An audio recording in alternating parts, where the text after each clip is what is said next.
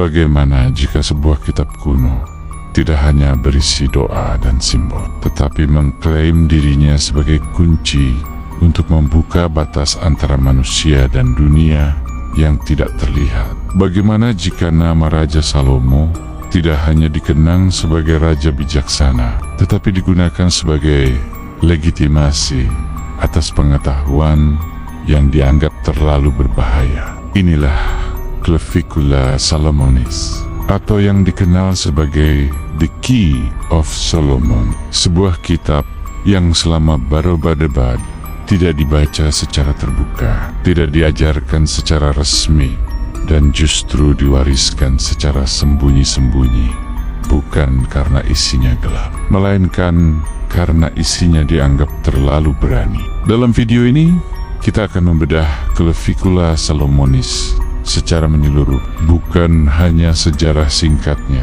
tetapi isi kitabnya secara detail, bab demi bab, bagian demi bagian. Kita akan melihat apa yang sebenarnya diajarkan kitab ini, bagaimana struktur pemikirannya, dan mengapa kitab ini akhirnya dicurigai dan dilarang oleh banyak otoritas agama. Pembahasan ini bersifat historis dan edukatif, bukan ajakan untuk praktik. Clavicula Salomonis berarti kunci Salomo. Ia adalah sebuah grimora, buku pengetahuan ritual dan simbolik yang berkembang di Eropa abad pertengahan. Secara tradisi, kitab ini dikaitkan dengan Raja Salomo, tokoh legendaris yang dalam banyak kepercayaan dianggap memiliki kebijaksanaan luar biasa serta pemahaman mendalam tentang dunia spiritual. Namun secara akademis, kitab ini tidak berasal dari zaman Salomo. Naskah tertuanya muncul sekitar abad ke-14 hingga ke-15, ditulis dalam bahasa Latin dan Italia. Nama Salomo digunakan sebagai simbol otoritas dan legitimasi, bukan sebagai penulis historis. Clavicula Salomonis bukan kitab suci. Ia tidak diakui oleh Yudaisme, Kristen, maupun Islam. Namun, yang menarik, kitab ini justru dipenuhi doa-doa kepada Tuhan. Disinilah paradoksnya muncul. Di satu sisi, kitab ini menegaskan bahwa segala kekuatan berasal dari Tuhan. Di sisi lain, ia mengajarkan manusia bagaimana menggunakan otoritas ilahi dalam bentuk ritual yang sangat terstruktur. Bagi banyak otoritas agama, wilayah ini dianggap sangat berbahaya. Buku pertama Clavicula Salomonis tidak dimulai dengan mantra. Ia dimulai dengan peringatan bahwa dunia spiritual bukan wilayah permainan, dan tidak semua manusia layak untuk menyentuhnya. Buku HI berfungsi sebagai fondasi moral, spiritual, dan mental. Tanpa bagian ini, seluruh isi kitab dianggap berbahaya bagi siapapun yang membacanya. Bab awal menekankan satu prinsip utama: kekuatan tidak pernah berasal dari manusia. Semua kekuatan hanya berasal dari Tuhan. Karena itu, praktisi diwajibkan menjaga moral, mengendalikan hawa nafsu, dan memurnikan niat.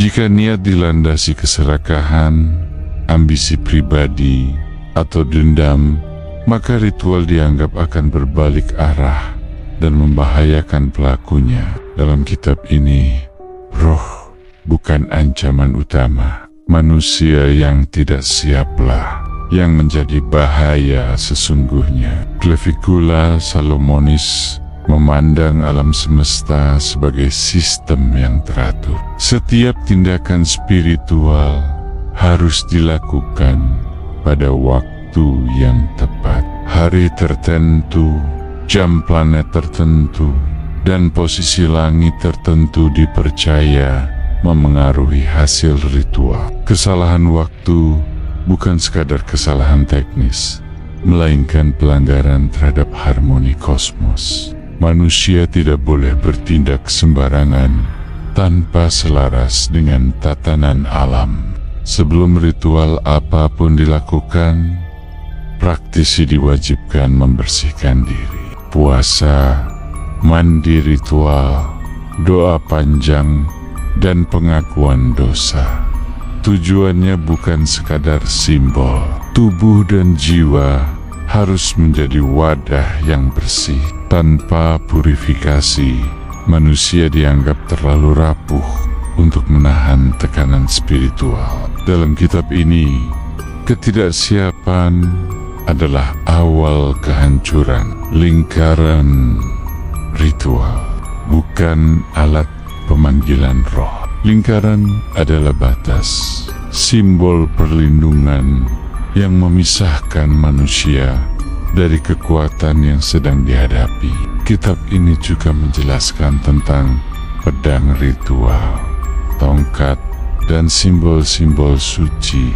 Benda-benda ini tidak sakti dengan sendirinya. Nilainya terletak pada doa, disiplin, dan makna simbolik yang menyertainya. Doa dalam Clavicula Salomonis bersifat panjang dan formal. Sebagian besar doa ditujukan langsung kepada Tuhan. Roh tidak disembah. Roh diperintah atas nama kekuasaan ilahi. Disinilah batas tipis itu muncul antara doa yang tulus dan keberanian manusia menggunakan nama Tuhan dalam praktik ritual. Kitab ini menyebut berbagai eksperimen, bukan eksperimen ilmiah, melainkan tujuan ritual, seperti perlindungan, penemuan sesuatu yang hilang, pengaruh sosial, dan pemahaman tersembunyi. Namun selalu ditegaskan, hasil tidak pernah pasti dan risikonya nyata. Buku kedua Clavicula Salomonis adalah bagian yang paling terkenal dan juga paling kontroversial. Disinilah kitab ini beralih dari fondasi moral menjadi sistem simbol yang kompleks. Pentakel bukan sekadar gambar. Dalam Clavicula Salomonis, pentakel adalah bahasa simbol. Setiap garis, setiap nama ilahi, dan setiap bentuk geometris memiliki makna kosmologis dan teologisis. Pentakel tidak bekerja sendiri. Ia hanya berfungsi jika disertai doa, waktu yang tepat, dan niat yang selaras.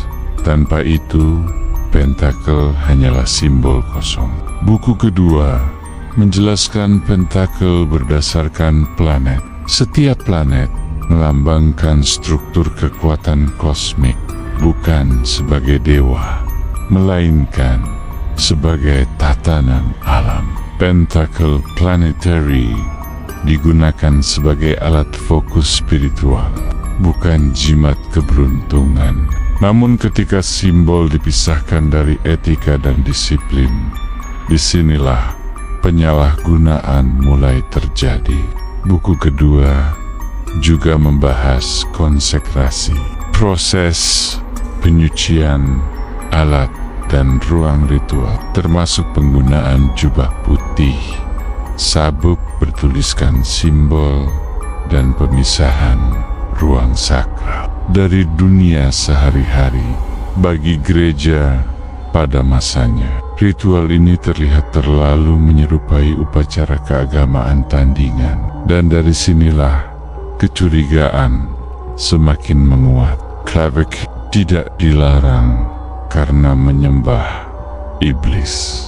Ia dilarang karena mengajarkan manusia memegang otoritas spiritual. Kitab ini menyatakan bahwa manusia dapat memerintah roh atas nama Tuhan. Bagi otoritas agama, ini adalah pelanggaran batas. Kunci tersebut dianggap bukan milik manusia. Clavicula Salomonis bukan kitab gelap. Ia adalah cermin ambisi manusia terhadap pengetahuan tersembunyi. Memahaminya bukan berarti menggunakannya, melainkan memahami batas iman, dan ketakutan spiritual manusia. Jika kamu tertarik pada kitab-kitab terlarang dunia, subscribe channel Secret Book in the World, karena masih banyak rahasia yang belum dibuka.